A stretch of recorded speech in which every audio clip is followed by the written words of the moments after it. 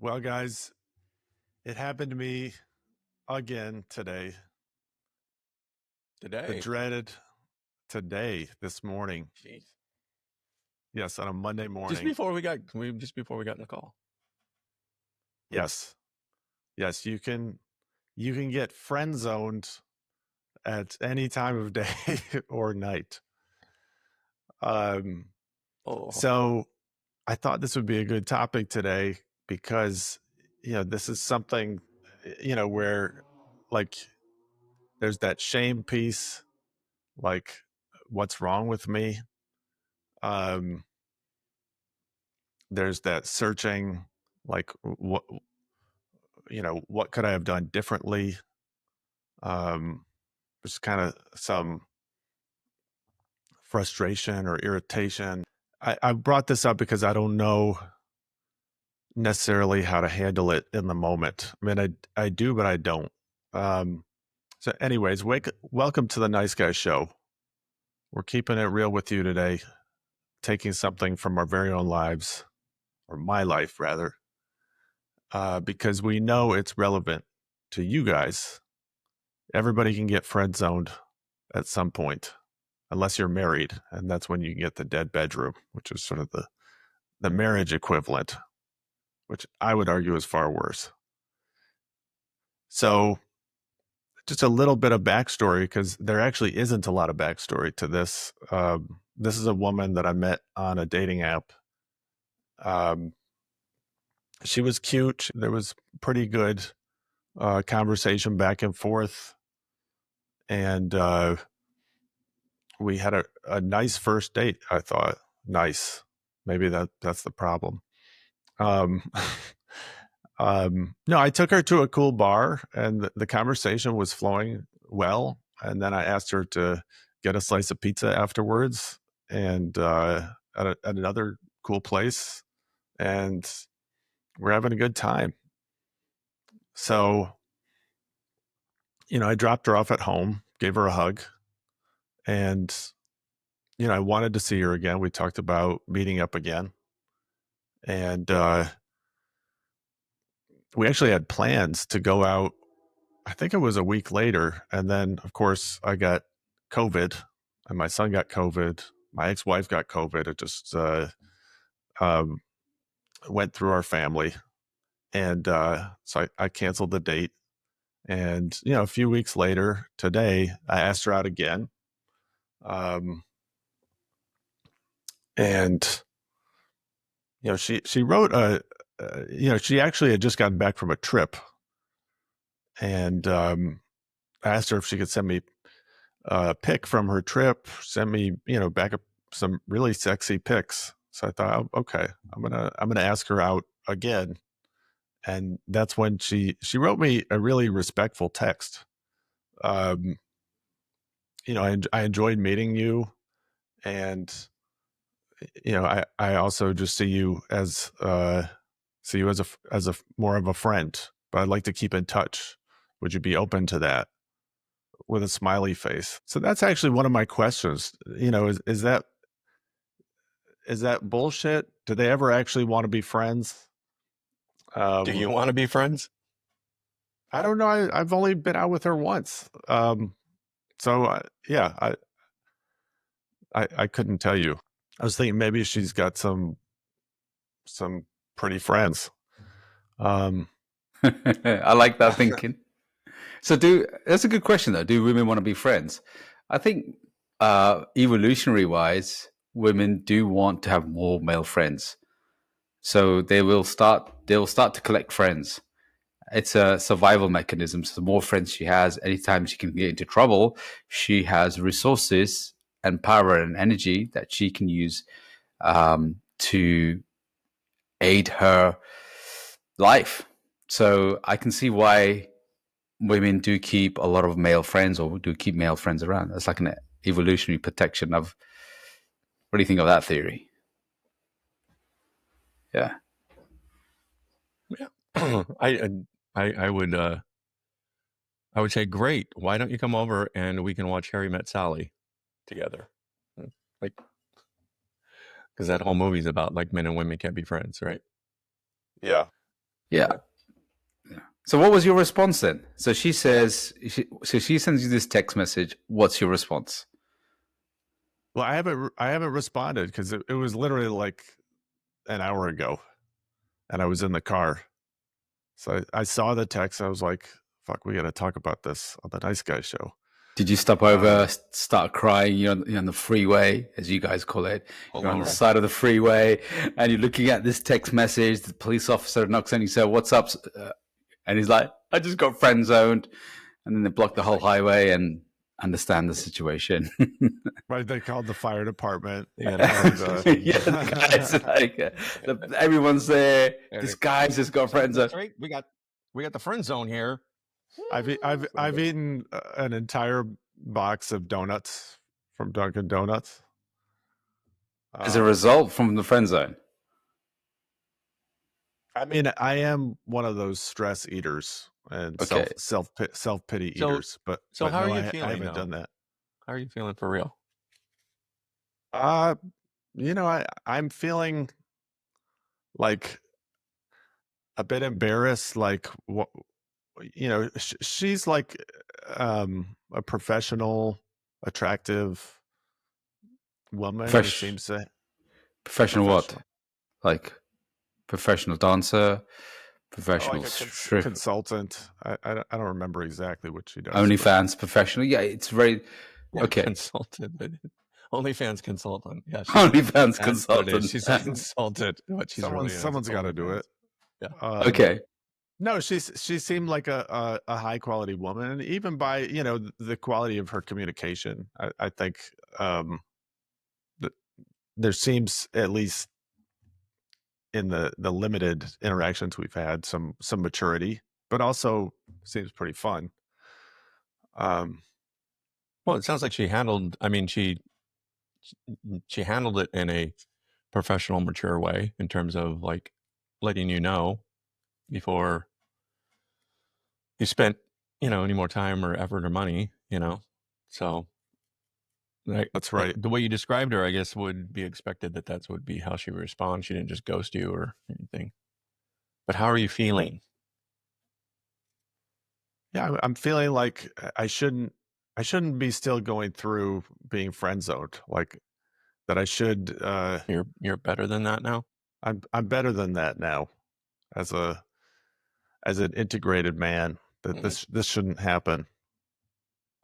But yeah, if it hurts, I feel like what's wrong with me?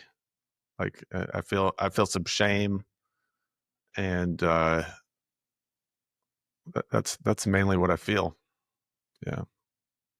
Okay, so I deal with a lot of guys. Embarrassed to talk about this on a podcast, but all right, this is why we're here, is to help other people. Yeah, of course. So I want to do a couple of things in this podcast, if that's all right. So I've got a checklist that I go through with guys who've gone through the day. So we won't go through the pre-checklist, but we'll go through the post-date checklist. So you okay with going through that? So I won't go through all of it, but I'll go through it. I don't know yet. Like, well, it's just to see when a date goes horribly wrong, gets friend zoned or gets rejected. So I have 21 assessments that I do with the guys. So we can do a few of them just to see. Yeah. Let's do it. Okay. And again, when do you put it up my rear? Yeah. I think I'm noticing why the friend zone. We're still in the friend zone. So actually, just this weekend I got rejected, like plain rejected as well, and so I had 2 dates. Yeah, it still happens to Faisal. Yes, it still happens to me. Yeah, the thing is, here's the thing about the truth about dating and rejections and friend zone. If you're not getting enough rejections, if you're not getting enough friend zone, it means that you're not doing enough interactions. So even the world's best sports athletes, Formula One drivers, they will crash, they will miss shots if you're not doing enough and playing at a higher level, that means you're not doing enough interactions. So I met this girl. I was at a place. I met this girl, and she was It's all about Faisal. I thought I was yeah. getting an assessment, but No, so here's a go lesson ahead. from it. Carry on. Right. So she we had a really good interaction. She really was engaging, and we had a conversation. I led her to this bar place, and we started talking. And she says she was working. So she was working in this um, establishment, and I She was a asked her working out. girl. No, she wasn't a working girl like that. And she said, "I'm afraid that I'm not allowed to date anyone." Um, date anyone that comes to this establishment. I thought, oh, sheesh. So, So you took her well, to the establishment, and then you found out she worked there? no. She was already working there. Oh, she was already working. Oh, okay. Yeah. So I don't want to give a bit too much away, but the one thing that happened was, as soon as that happened, my body went into shame, which does for a lot of guys. And the first thing I wanted to do was take it personally. And that's the first thing I say. That's the ego, really sensitive, takes it personally. What's wrong with me? Doesn't she like me? And that's what I call the ego fracture. Takes it personally. The emotional fracture goes, I'm not lovable. They don't like me. They don't want me. Right. So these are the kind of like the aftermath, the hangover from a rejection. So what you're doing is you're receiving, you're recovering, or you're experiencing the friend zone or rejection hangover. So let's go. Do you want to go through some? Oh, so let's go through some of the list, right? So you obviously dropped her home. So how confident did you feel throughout the date? So maintaining self-assurance throughout the date out of 5. The 5 is totally self-assured. Yeah, self-assured, confident. Probably a 4. Okay. So did you keep the date fun? So you had a good balance of humor and also depth. So out of 5.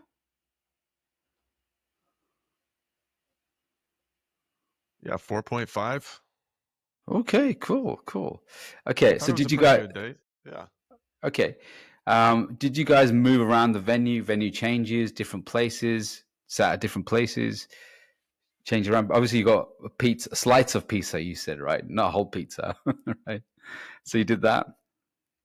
Yeah, I So that mean, was we went. It was a nicer pizza place, that was kind of like artisanal, and they had good cocktails there too. So it was like it was a whole new venue. It wasn't just like just picking up a slice. Yeah. so. As I ask these questions, they get more deeper. So I'm just doing like the top part. I won't do all of them. The Did you have pizza was awesome. The the pizza was pizza was awesome. also right? Okay. Uh, Strength of eye contact. Did you have good eye contact with her?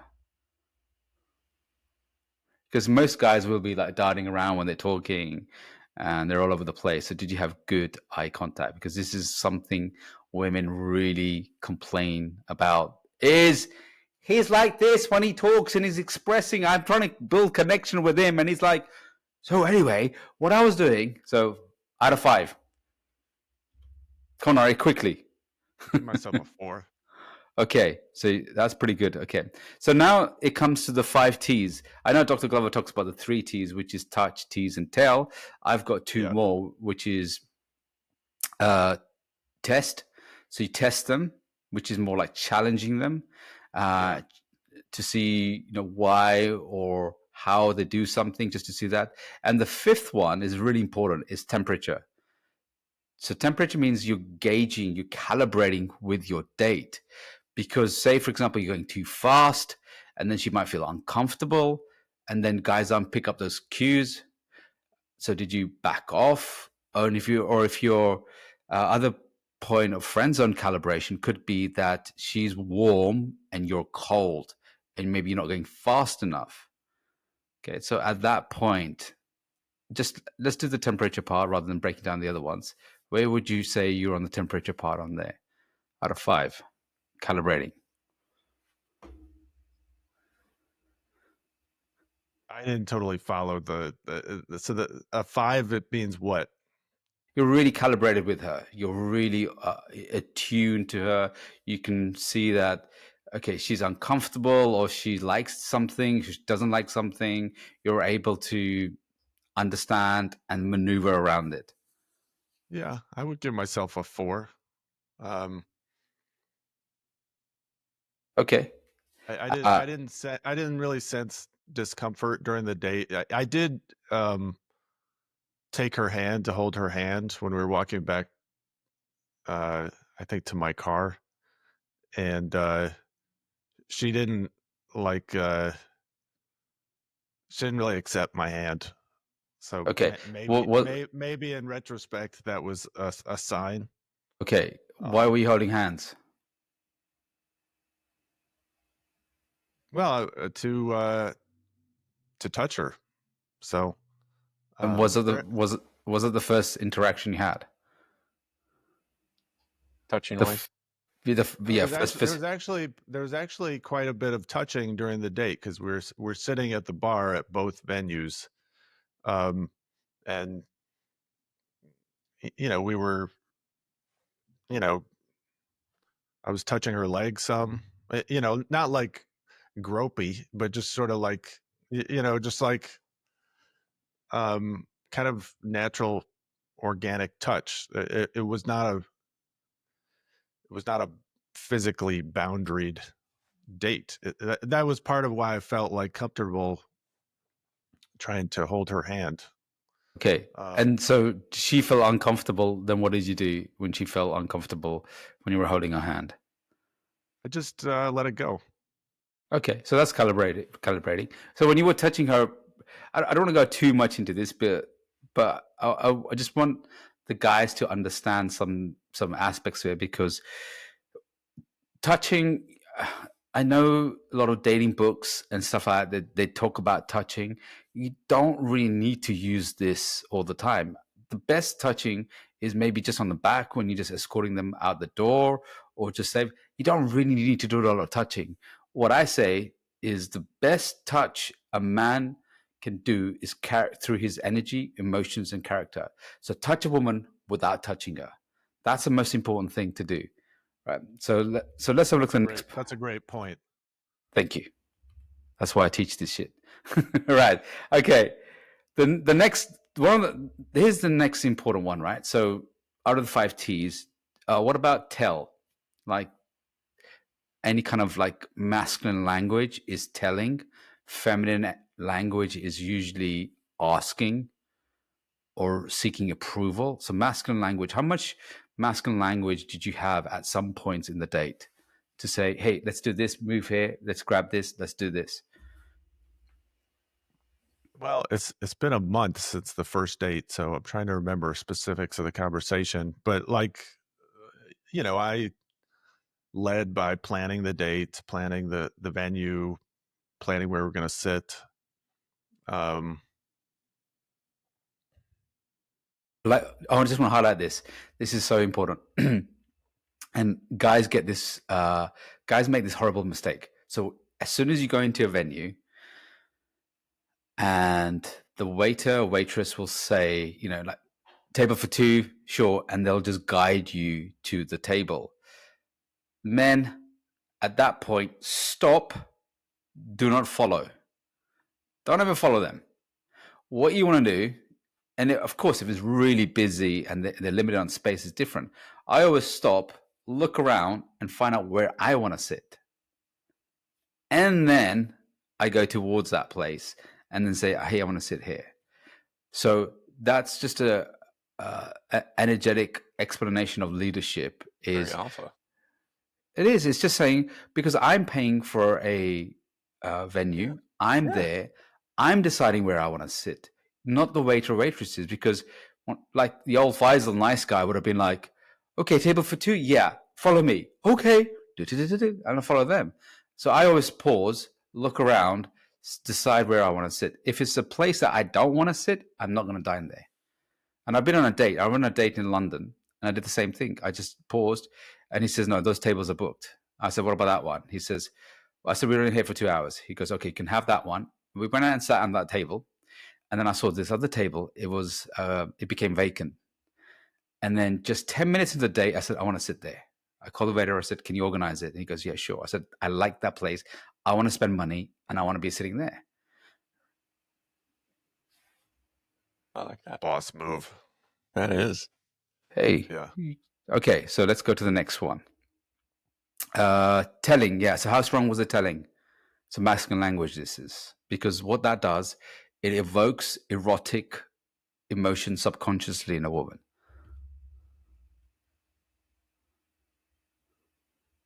Yeah, I mean, I told her where I wanted to go, in terms of the first venue, the second venue. I told her to, send me photos from her trip. Okay, we're going to talk about that one. we're going to talk about that one. Okay. All right, let's go to the next part. Yeah. What do I need to know about that? Yeah, we'll come back to that one. Okay. Keep me in suspense. That's it. Did you see what I just did there? Yeah. How much did you do of that? Ratcheting up the tension. Yeah. Suspense, tension, mystery. I don't know. So, sometimes I feel a little stuck on that. I think that's my logical kind of brain wanting to be clear. Like you're better, Faisal, at being unclear, which causes tension sometimes. For me, like what is he trying to say? Is it the language barrier? The language barrier. Yeah. What did he say? Okay. Let's do two more. Okay. Did you reveal too much about yourself? Too much too soon? Because nice guys, I know when they're going to date, they'll either be really avoidant or they be over expressive, over communicative, over expressing the emotions, the ideas, the concept. That there's no mystery, nothing left in that date. Yeah, my pattern historically has been to overshare, and like talk too much about like my marriage, on a first date. I mean, not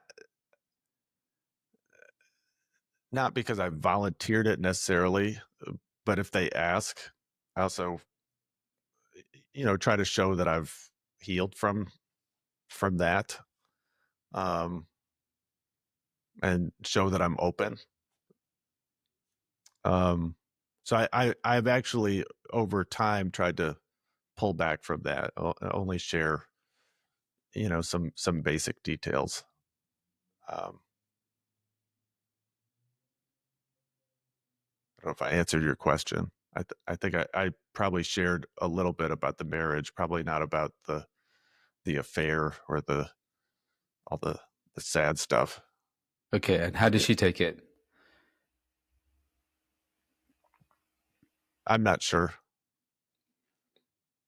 Okay, I mean, the main thing is when I share about myself, I'm showing that I have worked on myself. why is that important for her to know that? Well, that I'm someone who has healed from their past, who manages their emotions that they don't have to take care of. That isn't, doesn't need them to be. I don't need them to be my therapist. Yeah. So another tip is That's usually so hot, by the way. I just that. Why you're not in a therapist? Here's something really interesting. What are you saying, Chuck? Like I'm saying like on a first date, you're talking about like how integrated I am and that kind of thing, where it just seems like it's not a really exciting topic, I guess. I mean, I'm not necessarily pushing things in that direction, but yeah.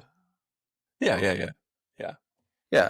It's not a bad topic at all, and I think it's a good topic. It's just that when that when you're sharing something like that, it has a resonance of like it needs approval, or I just want to show you, I want to make a point of actually I've not, hey, look, I'm this person and not that person. That will then subconsciously get communicated. Yeah. So if you could talk, having a serious conversation on a date is essential because you'll bond on that. So you don't want it just to be all fun, and you don't want it to be all serious, but you also want to drop into that, right? You don't want to. I mean, you want to like have that at some point and then drop into it and then bring it back out, right? Yeah, and Yeah. it's And I think we did that actually. yeah, and the energy has to be Right. There has to be passion. I know, Ari, when you speak, you're quite soft and gentle, which is good. It's just that the energy there has to be a variance. So one of the things that a lot of men get stuck in is just like one gear. So they're just stuck in like one mode. So the way they talk, they'll just be in one mode. The way they tell stories or they do something, there's just a lot of one kind of like factor in that. So there is no variance in that.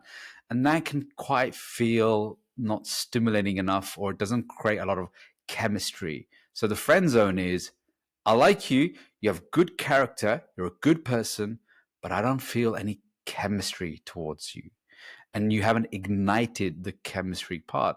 And there's a few things that you have to do in order to ignite chemistry. Now, again, it's not saying that's always going to work, because there might be some incompatibilities. You might not be her type, or there's some things that you can always do perfectly. It doesn't mean it's always going to happen, right? And that's the most important thing is the more you do this, the more you realize that most people are not going to be compatible with you, even at a chemical level.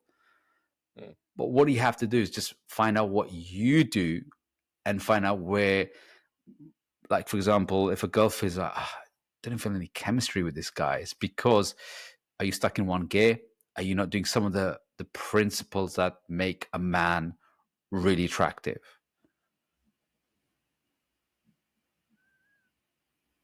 Yeah, definitely this getting, I do have that sort of like gentle, low key energy, so that's part of why like I want to make sure that we're doing fun activities, we're at fun venues, we're changing the venues, we're keeping things fresh, we're joking. I don't want to get too serious, especially on a first date. Yeah. It doesn't always have to be a roller coaster ride either, because if it's a roller coaster ride and then she fuses with you, then that means she's got a lot of fractures that are not healthy. So you Right. want to have a combination of someone who doesn't need a lot of stimulants, but also not too dead either. Because if they need a lot of stimulants, she will need a lot of highs, right? So Yeah. you want to be able to, you want to have both the taste of, okay, it can get quite serious and boring, but it can also get quite exciting. So a mature woman will be able to manage that. If she's looking for a bad boy, she's looking for a constant rush. Right. That's not me. What, the bad boy? Constant rush. The constant excitement and rush. So what kind of guys does she normally go for? That I'm not sure about. She was 40. She said she'd been in some kind of longer term relationship but never been married. No kids. It's a little hard for me to say. She's Middle Eastern. And how long is the longest relationship? I mean, I'm asking all these questions because it just I'm really. not sure. Yeah, I didn't dig too hard on that. Why not? I don't know. Okay. So last question out of the assessment. We've only done a few questions, but there's a few more. How filtered were you on the date? What does that mean? So filtering, nice guys tend to do this a lot. They tend to filter a lot. And filter means that they don't want to upset her, say anything that's wrong, or make a mistake. So they're constantly filtering themselves. Am I going to say something that might be offensive or wrong?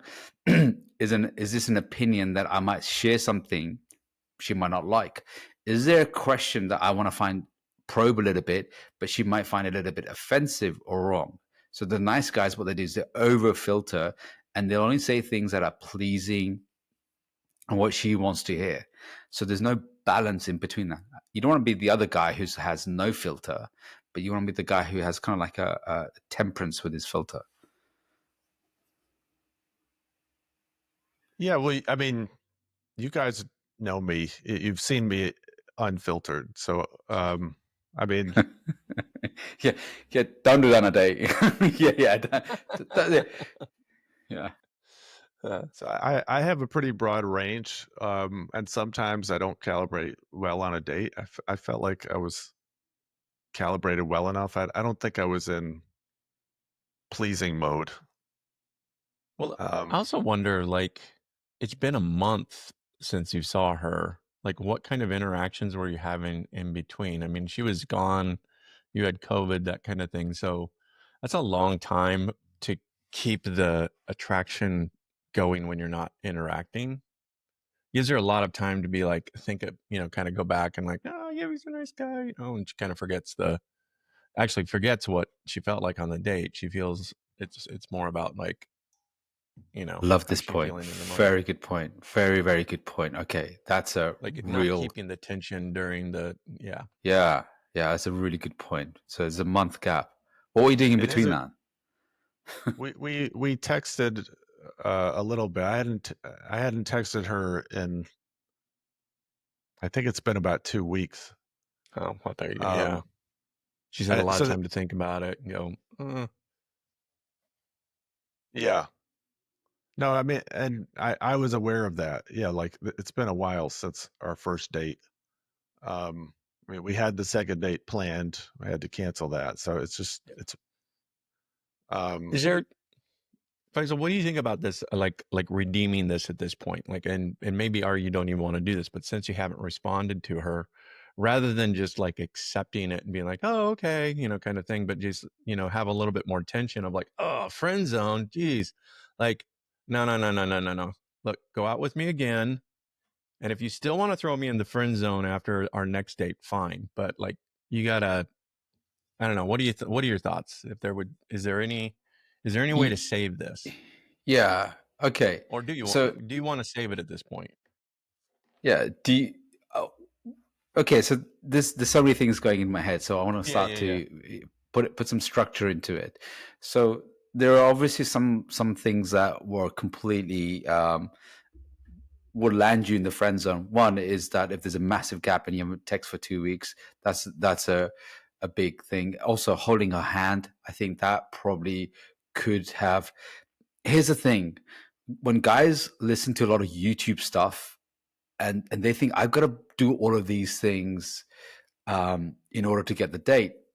If you look, some of my dates are so boring, right? The women I've had some of the best times, night and intimacy with, are usually the ones that I'm not doing all the like all the stuff that you read about in the books, because you're just showing up. And my principle is you don't need the pickup stuff to do the attractive stuff. It's like women would use all the makeup and low cut tops. That's pickup stuff for women. What you want to do is you want your character to do the attraction for you. So when your character does the attraction for you, I'm not approval seeking, not being filtered, not afraid to say actually what you want, having a direction, knowing what you want, you'll be able to calibrate, sensitive, touch her without actually touching her. All of these things is your character that does that part for you. And accepting the fact that, hey, listen, I'm not going to take anything personally. If you don't like me, you don't like me. Cool. I'm still good with you. I'm good without you. You go with that energy. That's the most important thing. Now, when it comes back to what I call the resuscitation part. So what you asked about, Chuck, was resuscitation. it's the Maybe it's more resuscitation like it. text Yeah, message, right? So, for yeah, yeah. example, if she's not texted you for 2 weeks and that, you could do a resuscitation text, which is to bring this back up again. When I've been friend zoned, and I still get friend zoned, no big deal. Is I always say, I appreciate that, but I have plenty of friends. Yeah, so I'm not looking for friends. So what I've done is made a real distinction, polarity of what I want, what I don't want. And again, that's very masculine thing, because I know where I'm going. I'm only looking for this. I'm only looking for partners who can be intimate. There are some women I'd be one of friends with because maybe I didn't feel that chemistry, so I'd put them in the friend zone. Right, so I would put them in the friend zone. But usually, when I get friend zone, hey, I'm not looking for friends. Right, you could then try out. What I wanted to know is what happened in between that month. How much connection did you build? How much was there enough? Did you build a lot of connection between them? Because if you didn't have enough connection, it was more like a pen pal kind of connection. She won't actually see you as a lover. She'll see you as a provider. And if she sees you as a provider, it'll be too boring for her because she'll have many, many providers on her dating app. I mean, women have incredible amount of connections. Yeah, I mean, I think I was doing kind of the minimum in terms of keeping up the connection with texting, and there was a little bit of flirtation. Like she sent me like a picture of her at the gym. I Then, told her, okay, this is important. How did you respond to it? I said, "That's pretty damn sexy." There you go. Mistake 101. You responded like the average man. So what you're having is the average man responses. Average man responses, AMR, right? You cannot have the average man responses. As soon as you have the average man responses, guess what? You get put into that same filter. It's like, oh, yeah, So probably why text. why is that an average man response? Because every man's going to go, oh, that's really hot. As soon as you get a sexy photo of a woman, what does the average man do? Compliment her. So what do you do? Don't do the average man. I'm like, so how much weight's he got on there? Right? That's what I'm not in. This is a thirst trap, right? So she's looking for that response. Yeah. So I'm not interested. If I've had women send me photos, and I'm like, yeah, okay, cool. But you're going to get the average man response. So then she becomes deaf to the average man response because she knows what you're going to say. She's like, it's all predictable because you send that to 1,000 men. 1,000 men's going, oh my damn, look at that ad. That's a really tight outfit and everything. Average man response. And this applies. I think I also look at it as like I'm not gonna hold back my sexual interest. Yeah, but that's like saying guys are like, oh my God, fucking hell, she's really hot all the time. It's not about holding back.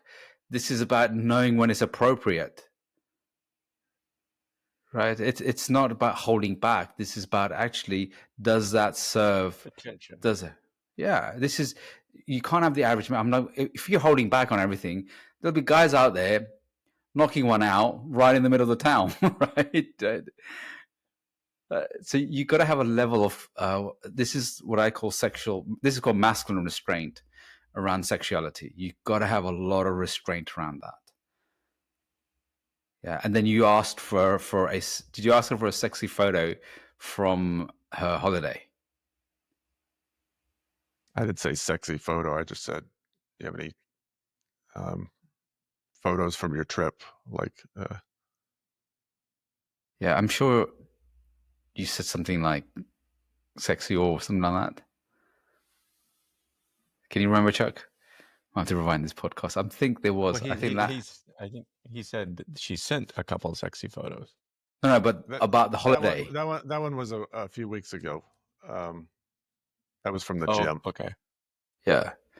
But the holiday one, when did you send the holiday ones? Because this is important, is the vacation, or as you guys call it. I think you said earlier on, it wasn't just to send me a photo. I said you'll have to send me a pic from your trip. What were the highlights? Okay, that's pretty cool. Yeah, it's an ask, but it's not always a typical ask. Again, what she might read into that is, oh God, he's asking for a photo, and you know what he's going to ask for me next? Can I have a bikini photo? Can I have that photo? Because that's what she's thinking in her head. Because guess what? She's probably had that million conversations. Yeah. Yeah. I said she looked beautiful, very stylish. That was how I responded. Um, love those legs. Is that what you're talking about? Is that what you're Average talking man about? response. Average Yeah. man response. Uh, Okay. because you're giving her the validation and approval like most guys would. So that validation and approval that you give to women has to be scarce. It's got to be quality, not quantity. Right? When a woman sends me a photo of incredible legs, I get it. I know that, but it's not my impulse is the sexual impulse, which is, oh my god, damn, look at those long legs wrapped around me. That's what I'm thinking, right? But that's right. So that validation and approval would be, oh, look at that background. Look at Yeah. hey, there's yeah, I do like that tower in the background, right? Or something different, but just be away from the average man response because she'll get deaf to your average responses. Right? And again, this doesn't mean that it'll always work. What you're trying to do is you're trying to carve away from just being the average. And this works in long-term relationships as well. So long-term relationships, what I notice is that we, as men, when it comes to sexual stuff, we give away our approval so quickly. We validate it really quickly. So we have no restraint on this. I went on a date recently, and what she said to me, she said, I really like how you hold yourself back. Sexually, you hold yourself back. You have a lot of restraint around that. And she goes, I really like that. And it just makes me frustrated and makes me want to work hard for it. She goes, you just give me like real tasters of it. And she goes, it's frustrating and it's annoying. But she goes, I like it. And she goes, don't stop doing that. Because when you read erotic novels, and I highly recommend this to all the guys, read erotic novels and erotic stories and romance stories. It's not, if you look at the way men do porn and the women do want to porn, they want the whole story. They want the stars, the play, the romance, the way he looked at me. That's to them is the foreplay. The guy's like, right, when does he get to the point? Right? Where's the money shot? Yeah, where's the money? So that's it. So if you look at even erotic novels, right? Even I can catch myself, okay, where did they get to start to strip when taking off her clothes, right? I'm like, whoa, slow down. There's a whole book just before that. So when you're too eager sexually and even subconsciously, it'll communicate. Yeah, I'm not interested in being friends. There you go. Chuck, is that similar advice that you give to married men in terms As of far as being a little more restrained? Or well, I think married guys, it's a similar kind of thing in that, you know, average man response or average husband response, or we're always doing the same thing, right? And I think that happens with couples and men especially. It's kind of like, okay, I know last time when I did this, and this, I got lucky, so I'm going to do this and this again. And what happens is you're doing the same thing over and over again, and when you're doing the thing over and over again, you're for men, it's kind of like, I'm getting lucky, this is working, right? For the women, it's like, okay, this is boring. I need something different. I want something that's more, that there's a different energy to it. And I think that married guys, like, you have to bring different energies into the relationship. And I think often guys get kind of bored and just, it's just basically like 1, 2, 3, here we go. And so always keeping the sexual tension moving forward as a way to kind of same thing, like interrupt the patterns and create more tension in the relationship. So if you're always like, oh, you're so beautiful, because that worked before, you got to switch it up and, be more, well, create more tension. It's the same kind of thing. It all goes back to creating tension. And I think what happens, like, especially when you have like a 2 week or month gap, like you had, the tension unwinds, it dissipates. There's no tension there. Yeah, you need that. You need the tension and the connection as well. And a lot of guys lack connection because I've had interactions where I've not been able to meet her for a long time, but I've been able to build.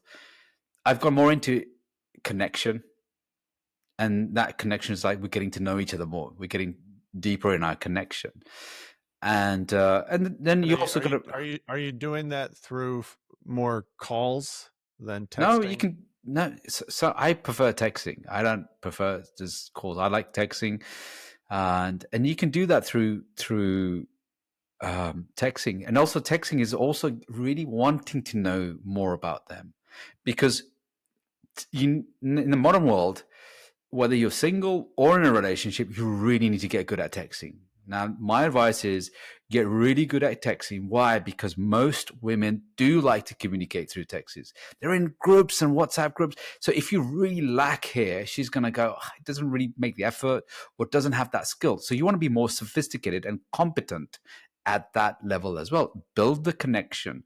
And connection does mean taking more interest, validator. One of the things I do with the guys I work with, and I love doing this, and I did this recently, even for Integration Nation as well. I did an audit of text messages, and I said, "Here's some codependency showing up." And they're like, "What?" I'm like, "Yep, this is codependency." And Ari, you're in my program. You've seen the blueprint. Go through the texting one again. Go through there's I think 7 principles I have in texting. Oh, this is codependency. This is approval seeking. This is feminine language. This is masculine language. Use this part more. So you can break down the text messages really easily. And I like what Chuck said as well. Guys put things on repeat because it worked. That isn't a great example of lack of calibration. So because it worked a few times, I keep doing it because it was worked. So I've got a can routine. But what's happening is, well, I've got to do step 4 now because I've done step 3. I've got to do step 4. And you're not calibrating to see if that's actually, if she's responding to that, if it's right for her. A lot of women, can be women that can be really different. I've been with women that like within seconds you can turn them on and she's on top of you, right? It's like instant. And you're thinking, wow, how do I do that? I want to repeat that again. And there's some women that you have to have a 7-course meal with. And I'm not talking about literally a 7-course meal, because guys will take that very logically, which is a big problem in their language because they take 2 things too logically.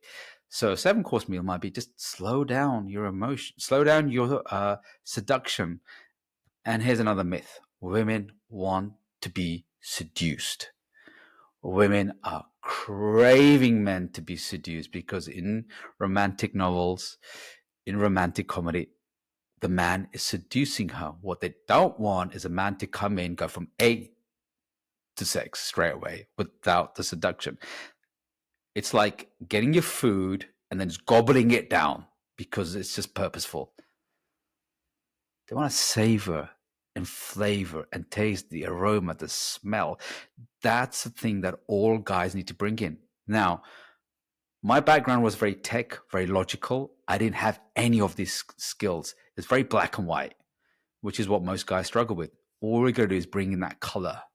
And it's a practice. You've got to practice all of this.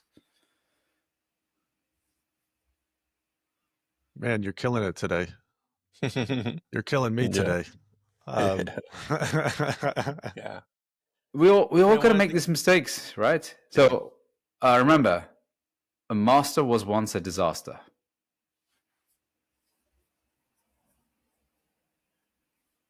I think everybody out here listening, we've all been disasters. And you still will, right? And you Yeah. continue to be at disasters at times. Yes. What were we going to say, Chuck?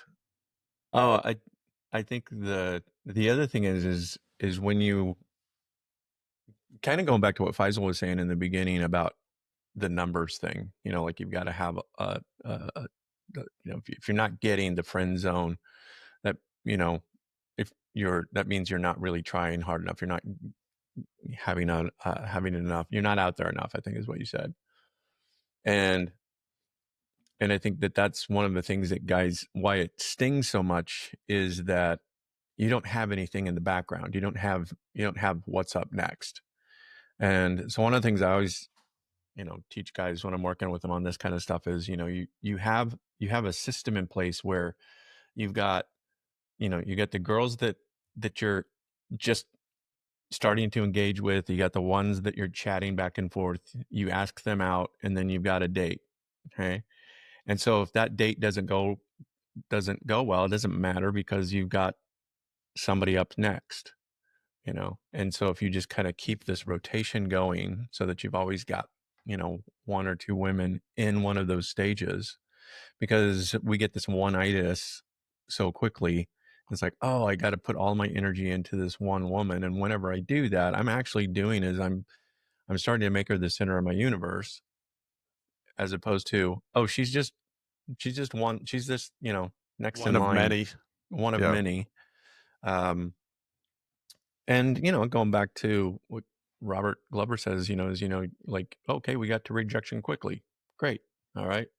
I didn't have to take her out on a second date. I didn't have to, like, if this is where it's going now, then great, because, I don't want to get 6 months into this thing and find out she's wanting to put me in a friend zone or something. So, I think it's also just kind of a mindset of how you're looking at first and second dates, rather than like, this is, oh, I got to make this work so I can get to the next level.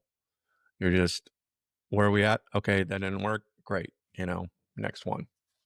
That's right. And then when you do Yeah. find the one, then you like, okay, you shift the game a little bit, but And you've done the work as well. So the three E's I talk about is the lack of experience, first E, lack of entry. So wrong entry. So you're entering women, but you're entering relationships with women, the wrong type of women. And then exiting, 30 is that you're exiting too late.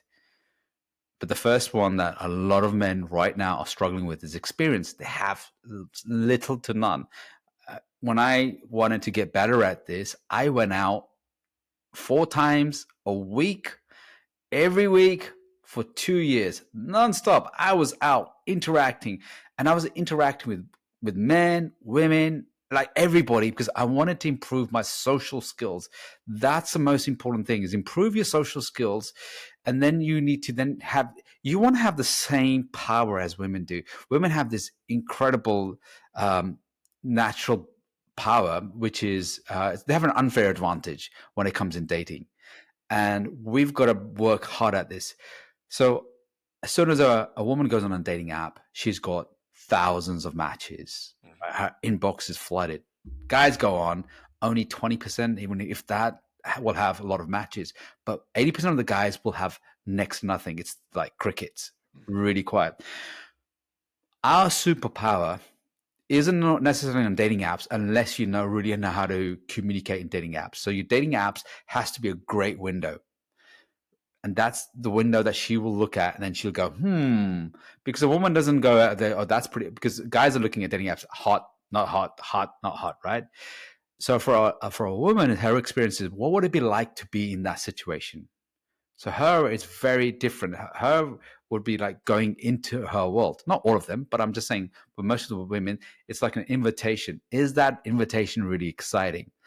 So dating apps isn't a really advantage for men unless you're good looking, white and rich, and 6 foot tall. That makes you really on top of the cream there. For men, the real power is in real life interaction. Real life. The biggest cock block for men is inaction. right? Lack of experience, lack of numbers. You just need to be able to interact and talk to a lot of women. The more you talk, the more you'll know, this is what I like, this is what I don't like, this is acceptable, this isn't acceptable. So get those numbers really up. And then what happens when you get more numbers up? Your sensitivity to rejection, the friend zone, just goes down. It's like, okay, cool, no big deal. And you don't take it personally. You don't have a SBR, spoiled brat reflex towards it. And you don't go into this feminine energy of, oh, I've been hurt, I'm really bad. I know, we all do. I've been there many times. What we do is like, cool, next. And that's the energy when you show up at next date, it shows like you have a strong armor. You have a strong, solid, strong spine. And that's what communicates on dates. That's what you want to be communicating. You got to have those dating muscles. Yes, you got to have the reps. You got to put the time in.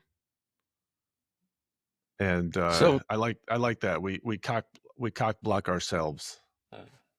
That's the name of your next book, or your first book, rather. yeah. So what are you going to do, Ari? What are you going to do with this? What's your next move with this woman? Well, I was going to ask Faisal before we wrap up. Do you ever ask for feedback? We should ask the audience, guys, what do you think he should do? What would be your best response and ideal? And maybe you were in this situation. How did you get out of it? Did you resuscitate the friend zone? Did you pick it up, or did you just go, cool, done, and moved on? It'd be quite interesting to find out what you would do. So put that in the comments. So when you said for feedback, yeah, go on, Chuck. I was going to say by the time this airs, Ari will have moved on. But so what kind of advice would you give him at this point? So the advice would be, what I give to a lot of the guys would be, you're fixated on this. This is just a small issue. All right, just move on quick. Just stay to her what you really want. If you don't want to be in the friend zone, just say, hey, listen, this doesn't work for me. Cool, done, and moved on. You want that energy of letting go quickly, because the ego's hurt, is fragile. Emotional fractures, like, I don't want to be abandoned again. I don't want to go through this whole stuff again. All you need to focus on is numbers, and you need to focus on numbers just so it can help your that codependent. You get fused very quickly. Right? A lot of guys get fused. They get attached very quickly. I do.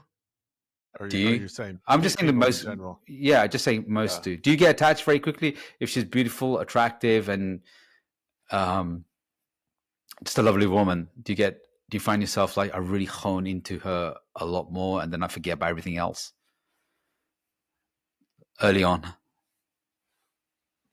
A little bit. I've learned to temper that, and I don't want to put much time into someone right away. Even if I'm really attracted or interested in them. So what's your move then? I want to hear from Chuck as well. What do you? Send her a dick pic. Send her a dick pic? Is that what you said? Yeah. This is what you're missing. Yeah. Okay. I think we did a podcast about guys who send dick pics. Yeah. We did. Yeah. Guys, check that one out as well. I mean, if you're sending dick pics, oh my gosh, we need to talk. What's your move then, Ari? I think it'll be simple, just like thanks. I'm not interested in just a friendship. Yeah. And you mentioned about feedback. Have you ever asked women for feedback? I don't know if I ever have. I usually just let it go quickly. I don't want to get hung up on somebody. I was thinking maybe with her, just because her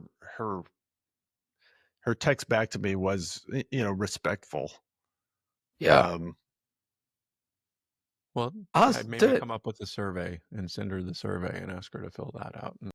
She can go through my post-date checklist. Post-date survey checklist. Yeah. Did he do this? Did Ari do that? Scale of 1 to 10.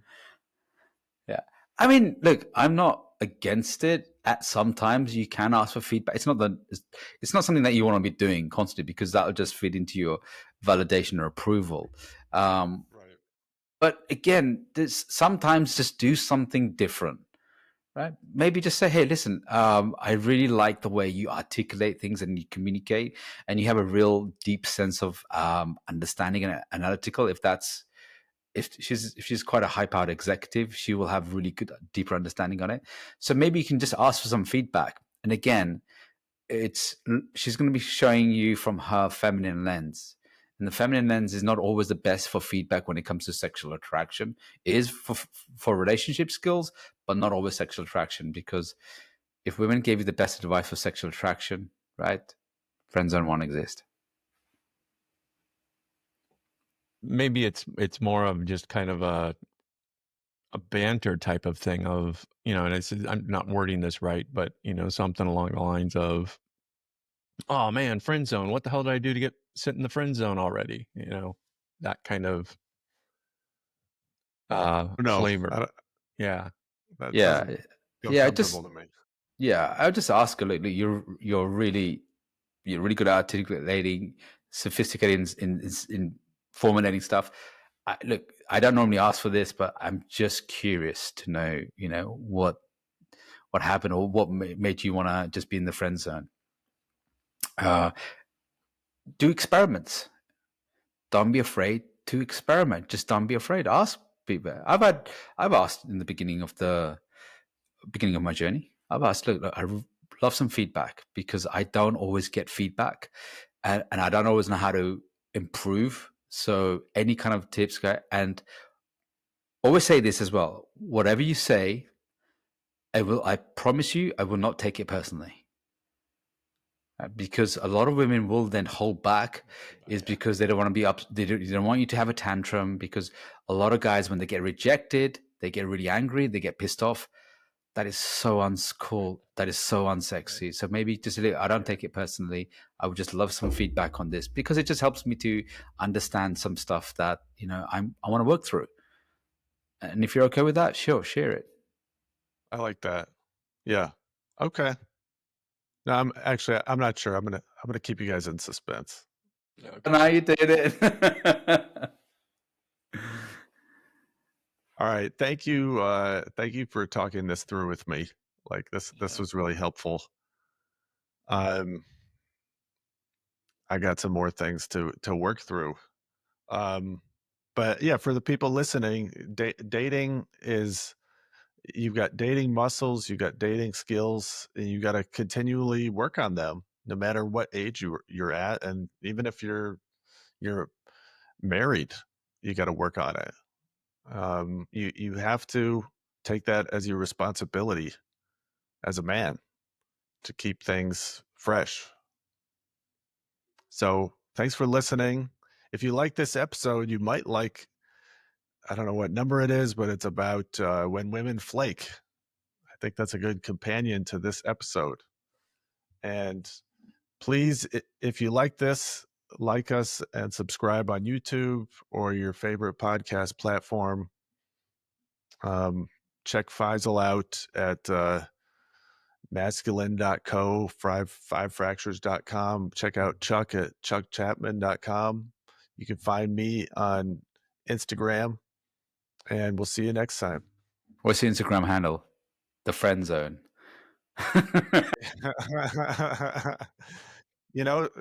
Someone's got to own that, right?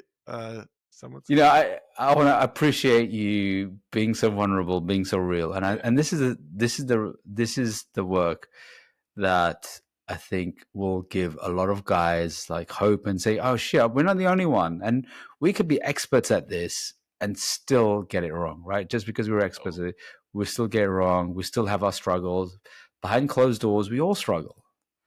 Yeah, so I appreciate you, Ari, for coming out, being vulnerable, putting yourself on there, because we could have been really ruthless. We probably will be when this stops recording. I'm like, you did what? I couldn't say that here. Maybe if the guys want to see what we actually do, we can put that in our actually the Nice Guy Show Facebook group. So I've created a Facebook group as well. So make sure you check that out as well. That's where you're going to be a dick to guys. That's what, well, to you, yeah. What we're going to say. Okay. Here's what Ari did really wrong. We'll be very nice to the people who sign up to the group. Be a very nice experience. All right. Okay. Nice guys, bad enders. I'm going to be a good ender. I'm going to cut this off. Click.